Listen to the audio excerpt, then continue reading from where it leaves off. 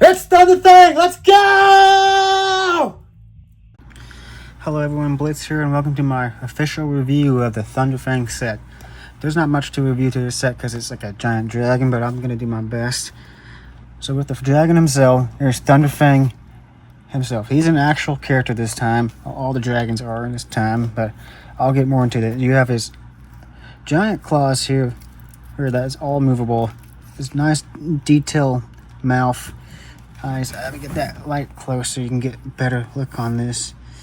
You have a nice gem, his prison right here, and you got like a nice colorful outlier of this chain right there.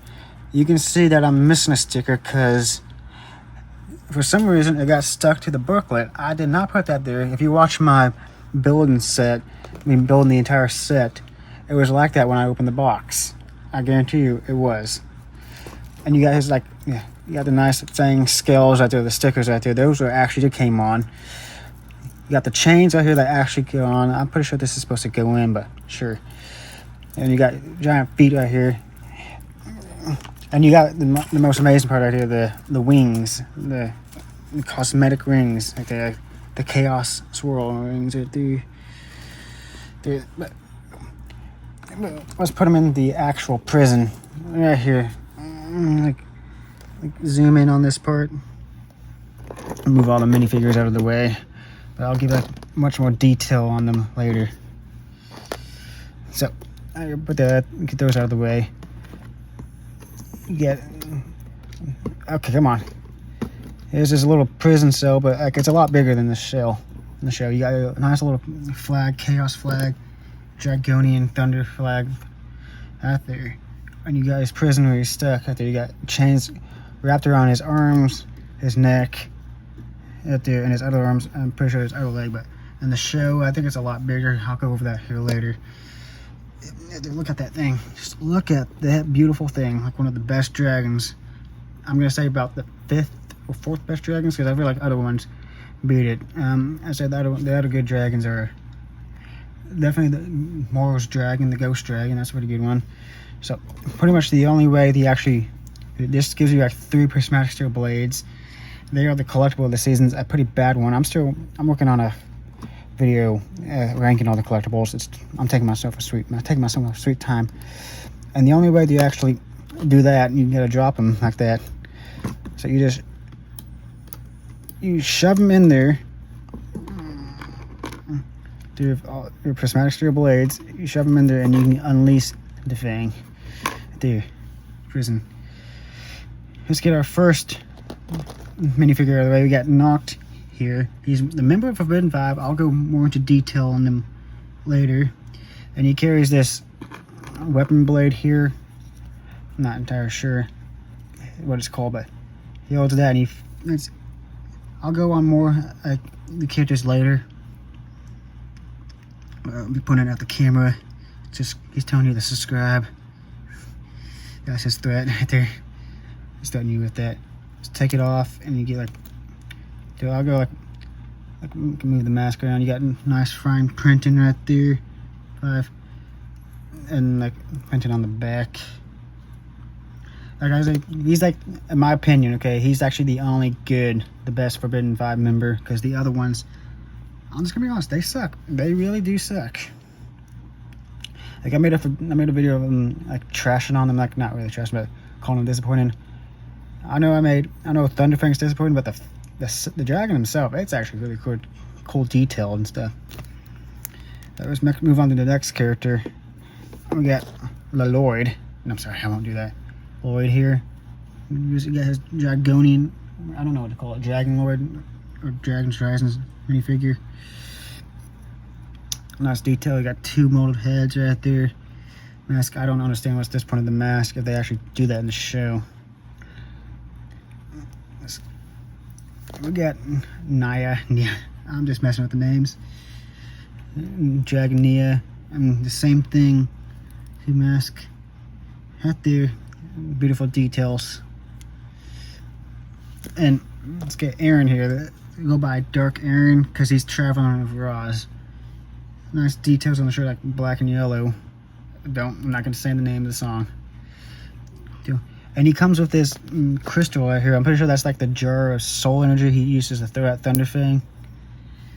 I can just do it right now. Detail. Got the dragon like a dragon on the back. Like a small. Let's get the sword out. Like all of them carry swords. I don't understand that right there. I got face and get the printing on the back. Got the nice dragon printing out there. Yeah, it's a dragon. Thought it was a lizard. Well, technically they are big lizards. Would you mind calling them big lizards? Alright, put that back on. Now we're moving on to Sora. I'll get into the, well, naming later, something like that. I'm pretty sure she used the same minifigure for the last torso minifigure for the last 3 seasons of the show. I don't understand the glowing eyes to this. Is it like part of her technology problem? Technology powers? Like, I pay attention to the show, but not that much, I guess, like that. Still a great minifigure. There. And her role, I'll get into that later. Getting the minifigures out of the way. And there's like the oh shoot. Again, like the other ones they all come with swords and stuff. And here's something like that, a Dragonian who has turned against this real, like, and he comes with this sword right here, like nice foldable rings too.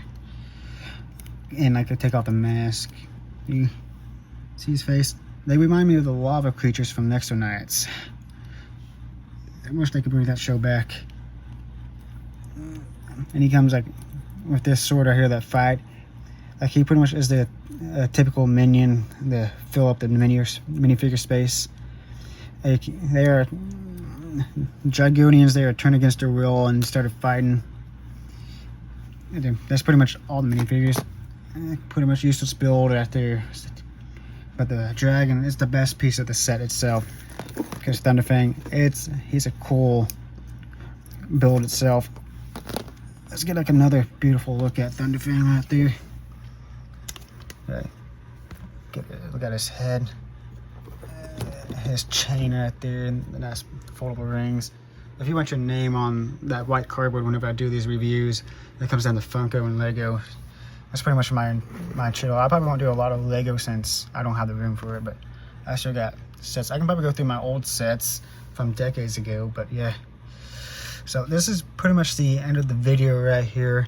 If you want to click off and leave, that's it. The next parts will be going over my thoughts and opinions on how accurate it is to the show and would I buy the sets. And after all that, well, would I buy the set, but after that we'll be talking about the characters themselves. But that's all for this video. I'll see you all later, and bye. Oh, also, I'll give this like a 10 out of 10 since it's a great looking dragon. 10 out of 10 set. Also, the prismatic steel blades are still the worst weapon in this entire show. Or at least for the sets wise. They're just normal plastic swords, clear swords.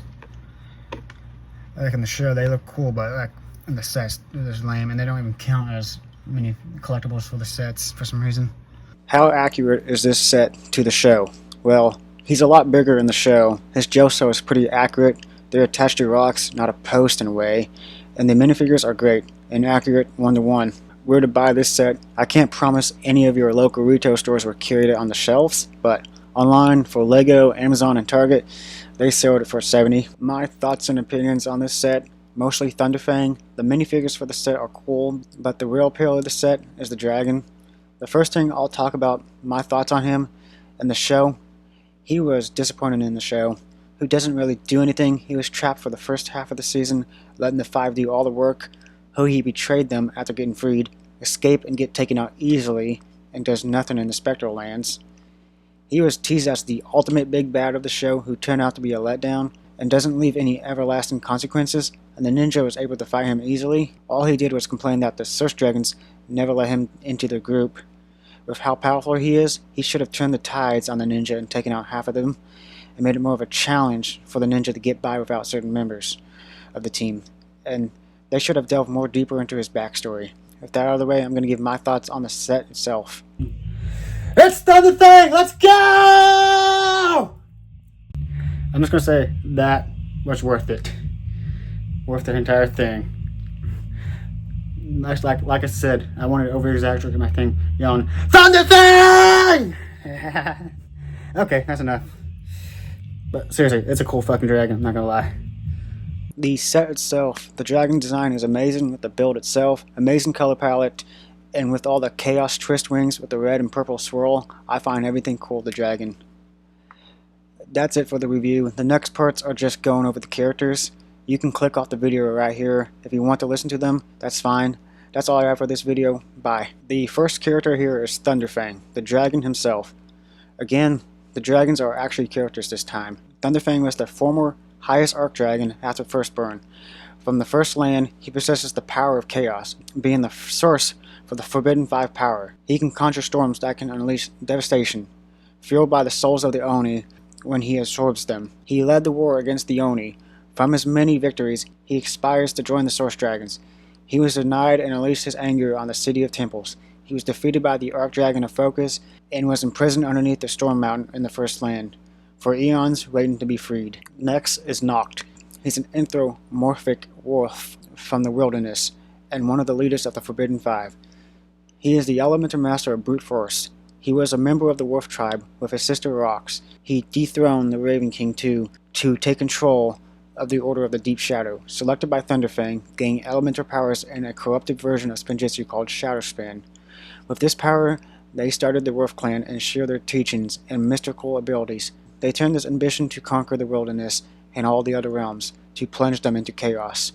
The Dragon Masters caught wind of this and decided to intervene, creating Rising Dragon to counteract Shadowspan, and got a magical spell to banish them to Netherspace, waiting to be freed. Next characters here will be brief. Lloyd is the son of Garmadon and the grandson of the first Spinjitzu Master. He wanted to be like his father, but he became the Green Ninja. His role this season is to lead his team and stop the Forbidden 5 and Thunderfang from destroying the worlds and the Source Dragons. Next is Nia. She is Kai's sister, was samurai, and became the Water Ninja. Her role this season is to help stop the 5 and to find Jay, her boyfriend, who lost his memories, to help him remember who he is. Next is Aaron. He is a big fan of the ninja. He lost his parents to the merge and found himself lost and found himself with a ninja. His role this season, where he learned that Rue caused the merge, he couldn't trust Lloyd for a while. He traveled with Roz to locate his parents since he knew of their whereabouts. He is learning and uncovering mysteries on his journey. Next is Sora. She is from the realm of Imperium. When she learned the truth of her realm, she left and found a new family with Aaron and the ninja. Her role this season is to find her best friend, Aaron. Last here is Tri. He is a Dragonian from the First Land who helps travelers, but the Forbidden 5 used Thunderfang's power and transformed the Dragonians against their will and made them fight. They are pretty much the bad guys who have to fight, the minions that are made up to fill up minifigure space for the sets. That's all the characters. If you stuck around to this part, I appreciate it. That's all for this review. I hope you enjoyed it, and I'll see y'all later. Bye.